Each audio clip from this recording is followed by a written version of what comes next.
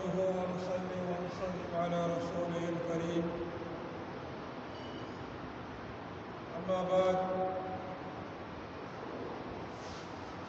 أعوذ بالله من الشيطان الرجيم بسم الله الرحمن الرحيم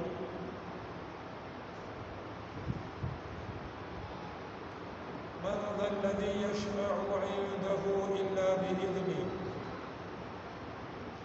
کون ہے جو اس کی بارگاہ میں سفارش کرے مگر اس کی اجازت سے.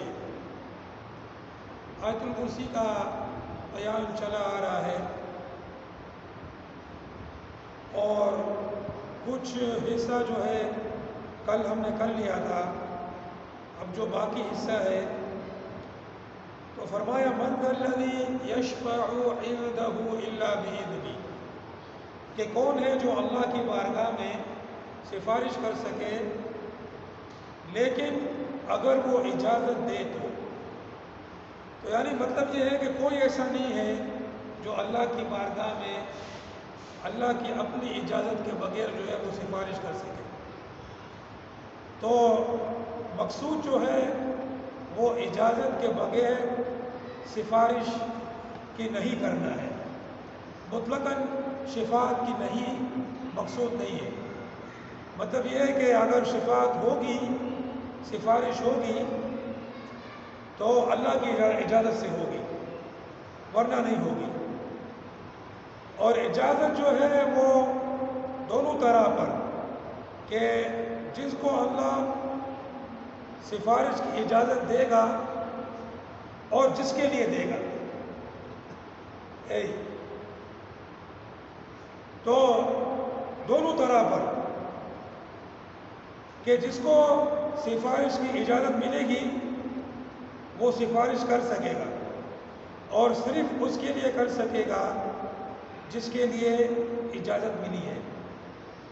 اب اگر کوئی اب جو ہے یہاں پر کوئی یہ شبہ نہ کرے کہ اگر اجازت سے سفارش ہوگی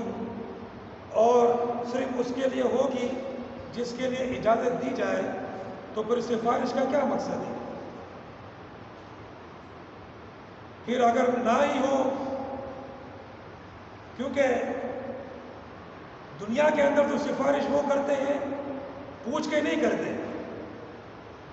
ہاں دنیا کے اندر اگر کوئی سفارش کرتا ہے تو وہ پوچھ کے تو نہیں کرتا نا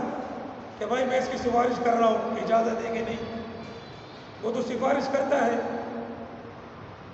تو اگر پوچھ کے سفارش ہوگی اور صرف اسی کے لیے جس کے لیے اجازت بھی ہو تو پھر سفارش کا کیا فائدہ ہے. تو یہ شبہ نہ کیا جائے اس لیے کہ اول تو اللہ پاک کسی کی سفارش کا محتاج نہیں ہے اور نہ کوئی سفارش کے ذریعے سے اللہ پر دباؤ ڈال سکتا ہے. دنیا میں تو سفارش کے ذریعے سے اس پر دباؤ ڈالنا مقصود ہوتا ہے نا کہ جس سے سفارش کرائی جاتی ہے اس کا کوئی مقام ہوتا ہے کوئی مرتبہ ہوتا ہے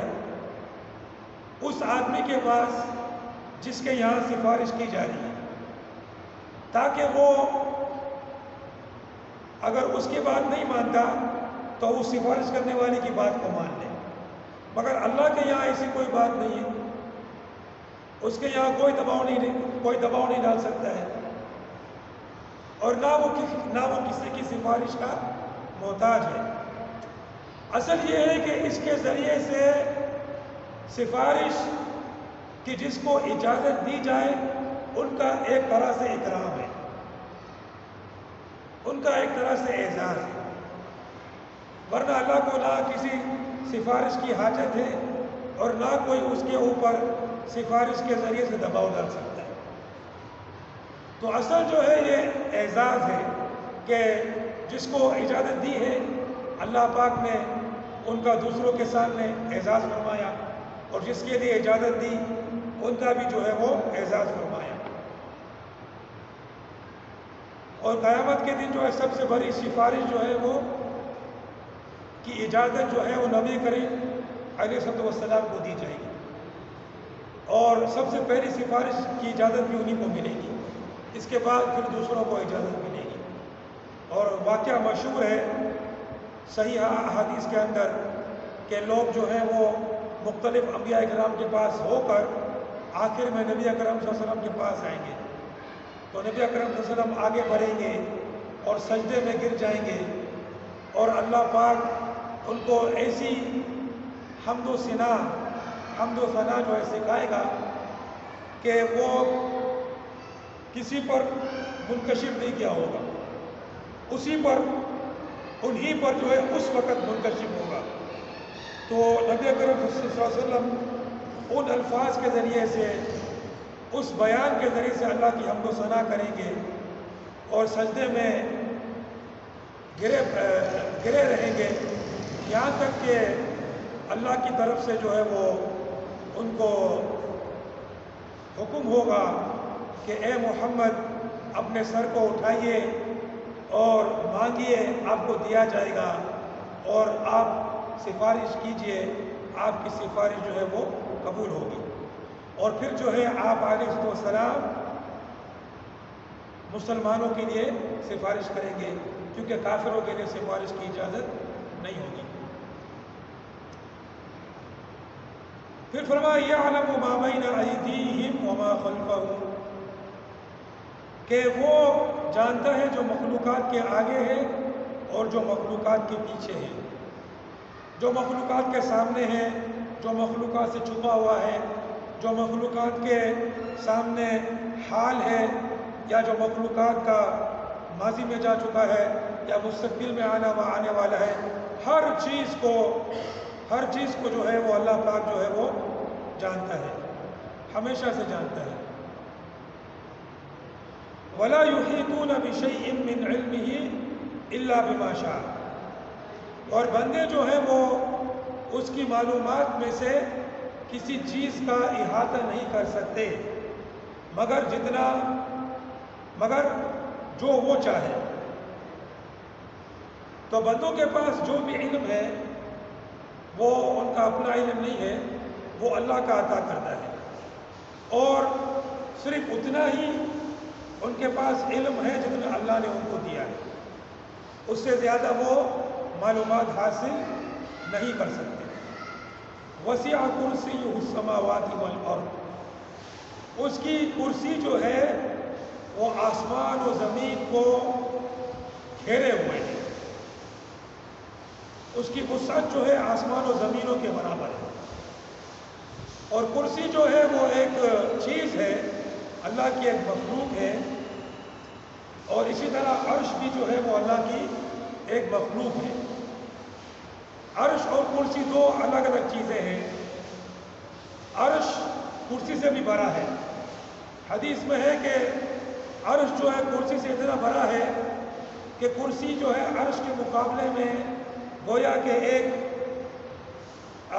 سمجھ لو کہ ایک چھوٹا سا کڑا ہے جو کہ میدان میں پڑا ہو، ایک چھوٹی سی کڑی ہو، چھوٹی سی گول چیز ہو، چھوٹی سی انگوٹھی ہو یا کڑی ہو، وہ اگر ایک بڑے میدان میں پڑی ہو تو جتنا بڑا وہ میدان ہے اس چھوٹی سی کڑی کے مقابلے میں عرش جو ہے وہ کرسی کے مقابلے میں اتنا بڑا ہے، اور کرسی جو ہے وہ زمین و آسمان کے مقابلے میں اتنی بڑی ہے جیسا کہ کوئی جنگل میں ایک چھوٹی کڑی ہو۔ تو ایک جنگل کے اندر چھوٹی سی کڑی، جتنا جنگل اس کڑی سے بڑا ہے اتنا جو ہے وہ کرسی زمین و آسمان سے بڑی ہے، اور پھر اتنا ہی عرش جو ہے وہ اس کرسی سے بڑا ہے۔ تو یہ دو مخلوق ہیں، اور اس کی کرسی سے مراد یہ ہے کہ وہ اس کرسی کا مالک ہے، یہ مطلب نہیں کہ وہ اس کرسی پر نعوذ باللہ بیٹھتا ہے۔ اسی طرح جو اس کا عرش ہے تو اس سے مراد جو ہے کہ وہ ایک تخت ہے جس کا وہ مالک ہے، اس کا مطلب یہ نہیں کہ وہ اس تخت پر جو ہے وہ بیٹھتا ہے یا کھڑا ہوتا ہے، کیونکہ اللہ پاک جو ہے وہ اٹھنے سے، بیٹھنے سے، کھڑے ہونے سے، ایسی تمام چیزوں سے وہ پاک ہے، جگہ اور مکان سے پاک ہے، زمان و مکان سے وہ پاک اور بالا تر ہے، لامحدود ہے۔ تو ایسی جو چیزیں ہوتی ہیں ان سے مراد وہ چیزیں نہیں ہوتی جو مخلوقات کے اس میں جو ہے وہ لیا جاتا ہے۔ جیسا کہ ہم کہتے ہیں کہ مسجد اللہ کا گھر ہے، یا بیت اللہ جو خانہ کعبہ ہے وہ اللہ کا گھر ہے، اس کا مطلب یہ نہیں کہ اللہ اس میں رہتا ہے، نعوذ باللہ من ذالک۔ اسی طرح کرسی یہ بھی اللہ کی مخلوق ہے، مساجد بھی، بیت اللہ بھی اللہ کی مخلوق ہے، کرسی بھی اللہ کی مخلوق ہے، عرش بھی اللہ کی مخلوق ہے، تو ان کی نسبت اللہ کی طرف کی جاتی ہے کہ وہ اللہ کے ساتھ جو ہے وہ ان کو ایک فضیلت حاصل ہے۔ جس طرح وہ جو قوم سمود کے لیے اللہ پاک نے جو اونٹنی جو معجزے کے طور پر عطا فرمائی تھی، اس کو فرمایا کہ وہ اللہ کی اونٹنی ہے، تو نعوذ باللہ اس کا مطلب یہ نہیں کہ وہ اللہ پاک اس پر سواری کرتا ہے، نعوذ باللہ، تو یہ مطلب نہیں ہوتی۔ ظاہر سی بات ہے اللہ پاک جو ہے وہ مخلوقات کی صفات سے پاک ہے، اٹھنے بیٹھنے سے، چلنے پھرنے سے، کھڑے ہونے سے، ساکن ہونے سے، ایسی تمام چیزوں سے وہ پاک اور منزہ ہے، جگہ کی بھی اس کو ضرورت نہیں ہے، جگہ سے بھی وہ پاک ہے۔ وَهُوَ الْعَلِيُّ وَلَا يَئُودُهُ حِفْظُهُمَا، اور زمین و آسمان کی حفاظت اس پر بھاری نہیں ہے، تو زمین و آسمان بلکہ پوری کائنات کی حفاظت سے زمین و آسمان کے نیچے، زمین و آسمان کے اوپر اور زمین و آسمان کے درمیان جو کچھ بھی چیز ہے سب کا وہ خالق مالک ہے، سب کا وہ سنبھالنے والا ہے، سب کا وہ پالنے والا ہے، اور ان چیزوں سے اس کو کوئی تھکاوٹ، کوئی مشکل کوئی درپیش نہیں آتی ہے، نہ اس کو کوئی ایسا ہے کہ اس کو کسی کام میں لگنا پڑتا ہے، نہیں، بلکہ جیسا اس کا ارادہ ہے ازل سے کہ یہ ہوگا، یہ اس نے کرنا ہے، وہ ہوتا رہتا ہے، وہ ہوتا رہتا ہے، اس کے ارادے کو کوئی روکنے والا نہیں ہے۔ وَهُوَ الْعَلِيُّ الْعَظِيمُ، اور وہ سب سے بلند ہے اور سب سے عظمت والا ہے۔ تو یہ جو آیت الکرسی جو ہے یہ اللہ سبحانہ و تعالیٰ کی صفات، اس کی الوہیت، اس کی وحدانیت، اس کی حیات، علم، اس کی سلطنت، اس کی قدرت، اس کا ارادہ،